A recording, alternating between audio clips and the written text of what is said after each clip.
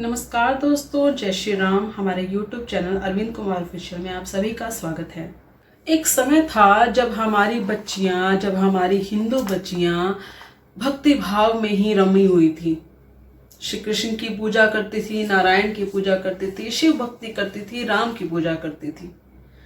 उस वक्त ना तो ये सोचती कि उन्होंने कपड़े आधे पहने हैं, अधूरे पहने हैं, मॉडर्न बनना है या अपने आप को कुछ विकासशील दिखाना है या कुछ ऐसा ही दिखाना है जिसमें वो अदनग्न नजर आए। ऐसी सोच नहीं थी। उस वक्त सिर्फ यही लगन थी कि कैसे भक्ति भाव करें, कैसे अपने प्रभु को प्रसन्न करें, कैसे घर वालों की बात माने, कैसे घर वालों को खुश रखें। यही चीज सोच थी।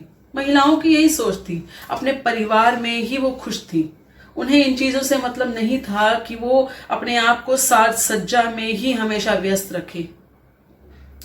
ठीक है, मान लिया किसी परिवार के अंदर ऐसी सोच की कोई महिला होती भी थी तो भी इतनी ही लिमिट होती थी कि साज सज्जा की तरफ उनका ध्यान होता था, परंतु ये नहीं कि किसी और धर्म के लड़के के साथ कोई रिलेशन बना लेना, जैसे कि आजकल लड़कियां करती हैं, या फिर अपने आप को अर्धनग्न दिखाना। ये सब बॉलीवुड भांडों की वजह से हमारी लड़कियों को, हमारी बेटियों को उन्होंने बिल्कुल खराब कर दिया है। उसी चीज में विलय हो चुका है, उसी चीज में मग्न हो चुकी हैं वो लड़कियां, और उनका ध्यान इतना भटक चुका है। भक्ति भाव तो बहुत दूर की बात है, वो अपने परिवार पर भी ध्यान नहीं देती। वो अपने माता पिता, अपने भाई बहन, अपने रिश्तेदारों या अपने ही परिवार के साथ संबंध भी ढंग से नहीं जोड़ती। अपने परिवार को धुतकारती हैं। कोई उन्हें अगर कुछ टोकता है या कुछ कह देता है तो उसको भी समझती हैं कि ये मुझे मेरी आजादी के अंदर रोक टोक कर रहे हैं। यहां तक बात पहुंच जाती है। आज का टाइम तो इतना बुरा हो चुका है कि क्या ही कहें। इसीलिए शायद ये सब कुछ हो रहा है कि लव जिहाद में लड़कियां फंस रही हैं, परिवार की सुनती रही हैं, परिवार से दूर हैं, और जो जॉइंट फैमिली होती थी वो न्यूक्लियर फैमिली होती जा रही है। बड़ों की बातें सुनती नहीं है लड़कियां। अगर शादी भी करती हैं तो भी उन्हें अलग फैमिली चाहिए। ये सब चीजें शायद दिमाग उनका कुछ ज्यादा ही ऊपर होता जा रहा है, क्योंकि फिल्मों ने और नाटकों ने, जो सीरियल्स घर में जो घरेलू सीरियल्स दिखाए थे उसमें भी ये चीजें दिखाई जाती हैं। इसलिए दिमाग शायद कुछ ज्यादा ही ऊपर हो रहा है। राजकुमार ढूंढते ढूंढते वो जिहादी ढूंढने लग गई हैं। यही हाल हो रहा है। परंतु इसके साथ साथ जो बच्चियां छोटी हैं, जो बच्चियां पढ़ लिख रही हैं, जो बच्चियां अभी स्कूल्स में जाती हैं, 7वीं क्लास में होंगी, 8वीं में होंगी, 6ठी में होंगी, 5वीं में होंगी, 4थी में होंगी, इस तरह की जो क्लासेस में बच्चियां हैं, जो 7-8 साल की बच्चियां हैं, जो 10 साल की बच्चियां हैं, उन बच्चियों के साथ भी वही दुष्कर्म अभी तक भी रुक नहीं रहे हैं।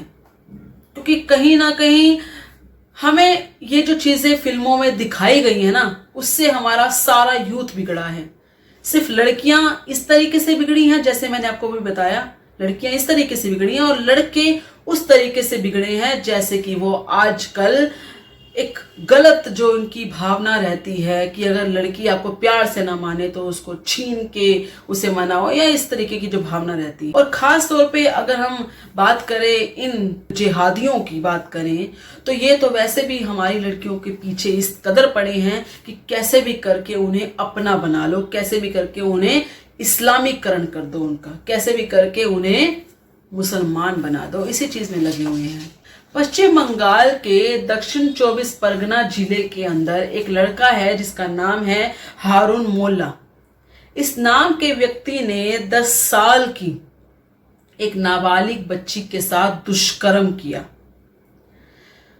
जब इसकी शिकायत इसके माता पिता ने, मतलब हिंदू परिवार था उसके साथ किया ये सब कुछ, हिंदू लड़की के साथ, जब इसके माता पिता ने इसकी शिकायत करवाई और करके पुलिस थाने वगैरह गए, मतलब हर तरीके से पेपर्स में इसकी शिकायत हुई लड़के की, तो वो लड़का और उसका पूरा जो गैंग, अब इन जिहादियों का गैंग तो हमें मालूम ही है कैसे बना के रखते हैं। ये मैंने आपको पहले भी बताया हुआ है कि झुंड में वार करते हैं, अकेले डरते बहुत है ये। तो गैंग तो इनका होता ही है तैयार।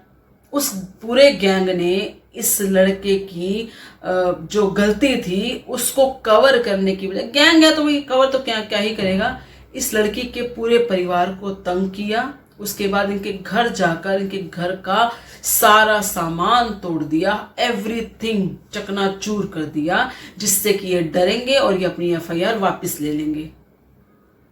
परंतु खैर जो पेरेंट्स हैं उन्होंने एफआईआर तो वापस क्या लेनी थी, क्योंकि अगर बच्चे की कहीं ना कहीं इज्जत की बात आती है तो हमारे माता पिता यही सोचते हैं कि सब कुछ लुट भी जाए हमारा, सब कुछ हम बर्बाद भी हो जाएं, तो अभी अपने बच्चे की इज्जत पे आन नहीं आने देंगे और उसके लिए न्याय जरूर लड़ेंगे। यही है हिंदुत्व और इसी के लिए हम आज तक जिंदा हैं। हमारे जो पूर्वज अपना बलिदान देकर गए हैं, हमारे जो पूर्वज अपनी जान पर खेलकर अपनी क्या कहें अपनी अस्मत तक लुटा कर गए हैं। हमारी दादी, हमारे परदादा, सब कुछ उन्होंने सब कुछ लुटा दिया सिर्फ इसलिए ताकि हम हिंदू बने रहें। और ये लोग जानबूझकर हमारी बेटियों को, हमारी बच्चियों को परेशान करते हैं और उन्हें किसी तरीके से अपना बनाने की कोशिश करते हैं। वो साम दाम दंड में जो इनको सही लगता है उसी तरीके से करते हैं। कोई लालच से मान जाए हिंदू परिवार तो ठीक है, इस्लामीकरण कर दो उसका कहीं ना कहीं जिहाद कर दो, और नहीं तो इस तरीके से उनकी बेटियों को उठा लो। यही चल रहा है। हमें जागना होगा, हमें ध्यान रखना होगा कि ये सब कुछ जो हो रहा है उसे रोका कैसे जाए। डरिए मत, डटे रहिए। आप सबका इसके बारे में क्या कहना है, कृपया करके अपने विचार कमेंट में जरूर बताइएगा। इस वीडियो को लाइक और शेयर जरूर कीजिएगा। धन्यवाद। जय श्री राम।